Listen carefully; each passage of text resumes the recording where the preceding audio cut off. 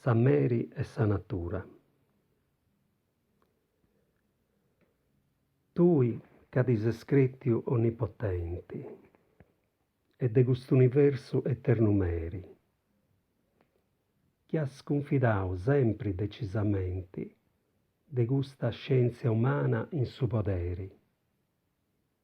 Custu sciaccu de su tempus presenti, imoi t'indabogau d'ogni illusioni, e innantis de su mundu sofferenti, s'anzinendi e s'avvidi in sa regioni. Tanto scalandi luego de su tronu, chi cun sa prepotenzia has usurpau, e immoi de Prometeu paga sa fura. Calandi su guardu e parra prunu, non donis prus cummandu a su creau, ca meri non s'estui, ma sa natura.